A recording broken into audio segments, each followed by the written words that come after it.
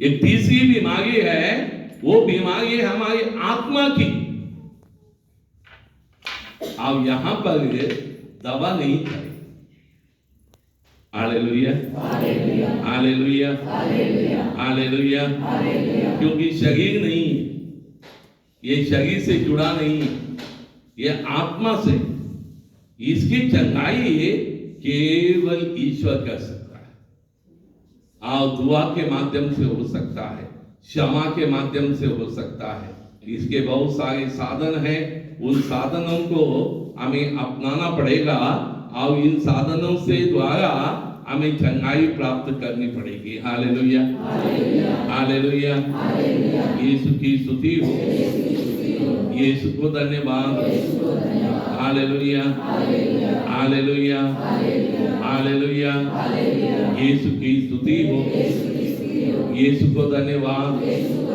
इसका बीमार होने का मुख्य एक कारण है पाप।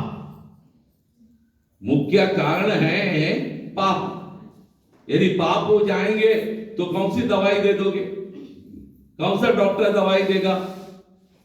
कोई नहीं देगा, केवल प्रभु दे सकता है। और प्रभु की दवा क्या है? क्षमा।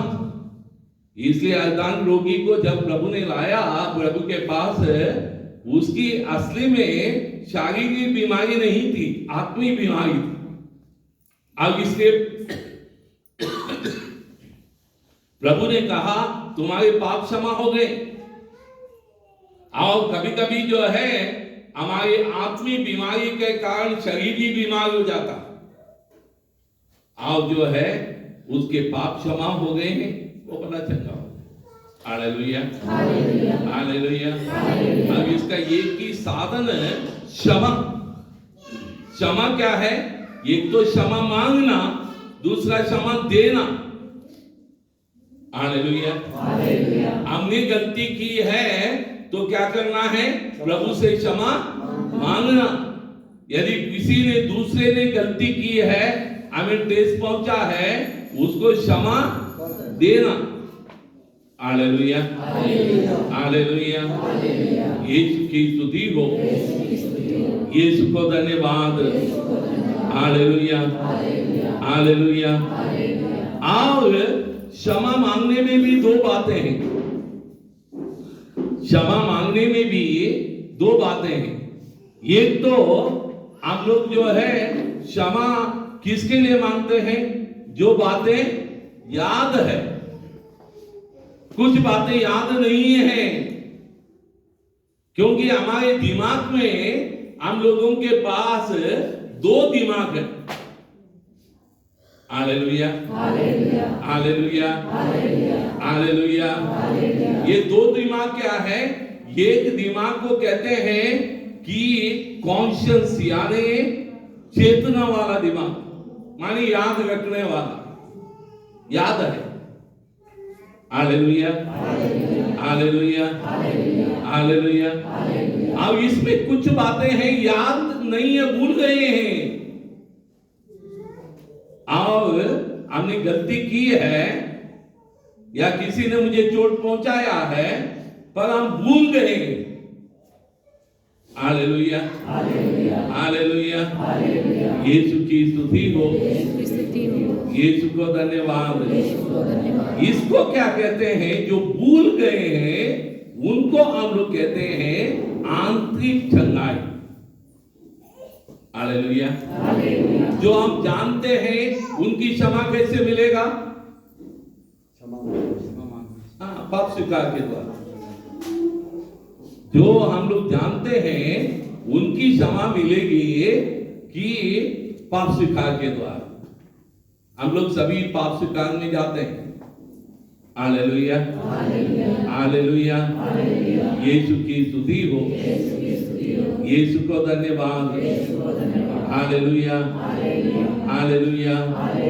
यीशु की स्तुति हो, यीशु को धन्यवाद। जब हम पाप स्वीकार में जाते हैं, प्रभु हमारे पापों को क्षमा करता है। जब हम पाप स्वीकार में जाते हैं, प्रभु हमारे पापों को क्षमा करता है। Hallelujah, hallelujah. जैसे दान रोगी को प्रभु ने क्षमा कर दिया तो वो भला चंगा हो। Hallelujah, hallelujah. यीशु की स्तुति हो, यीशु को धन्यवाद।